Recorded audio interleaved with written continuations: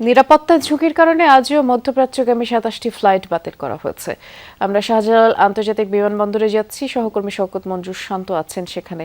শান্ত, গতকাল থেকেই তো আসলে ফ্লাইট বাতিল করা হচ্ছে এবং অনেককে থাকার ব্যবস্থাও করে দেওয়া হয়েছে। আজকে সার্বিক পরিস্থিতি কেমন দেখছেন জানাবেন। বিশ্বের সর্বশেষ আপডেট দিয়ে শুরু করতে চাই।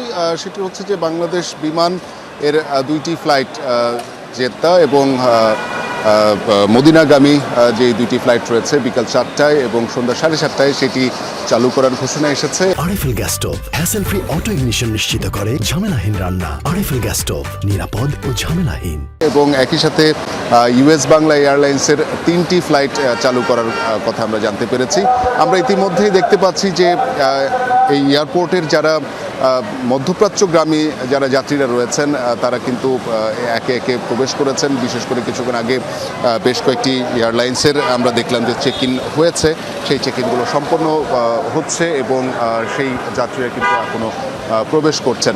তাদের সাথে কথা হচ্ছিল, তারা একটা উদ্বেগ উৎকণ্ঠার মধ্যেই ছিলেন এবং সেই সময় যত গড়াচ্ছে ধীরে ধীরে পরিস্থিতি স্বাভাবিক হচ্ছে বলেই কিন্তু আমরা অনেকটা আঁচ করতে পারছি। এখানে জনকল্যাণ ও প্রবাসী মন্ত্রণালয়ের মন্ত্রী এসেছিলেন, তিনি কিন্তু আমাদের সাথে কথা বলেছেন। তিনি জানিয়েছেন যে শুধুমাত্র এখানকার যেই যাত্রীরা সাধারণরা রয়েছেন তাদের থাকার ব্যবস্থা এবং যাতায়াতের ব্যবস্থা সব ধরনের প্রস্তুতি তারা সম্পন্ন করেছেন। একই সাথে মধ্যপ্রাচ্যের বিভিন্ন দেশে যারা বাংলাদেশিরা প্রবাসীরা রয়েছেন তাদের যে কোনো ধরনের পরিস্থিতি মোকাবেলায় তাদেরকে সহযোগিতার জন্য হটলাইনের ব্যবস্থা করা হয়েছে, সেই তথ্য কিন্তু তিনি আমাদেরকে জানিয়েছেন।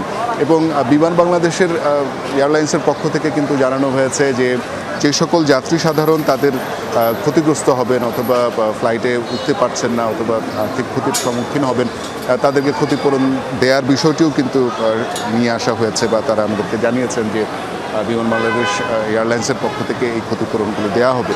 একই সাথে বলতে হবে যে অন্যান্য ফ্লাইটের যে বিষয়গুলো পরিস্থিতি বিবেচনায় অন্যান্য ফ্লাইটগুলো ধীরে ধীরে সচল হবে কিনা সেটি এখন দেখার বিষয়। যদিও আমরা বুঝতে পারছি যে পরিস্থিতি বিবেচনায় একটি একটি করে ফ্লাইট কিন্তু চালু করা হচ্ছে। বিস্তারিত জানাচ্ছিলেন, ধন্যবাদ শান্ত।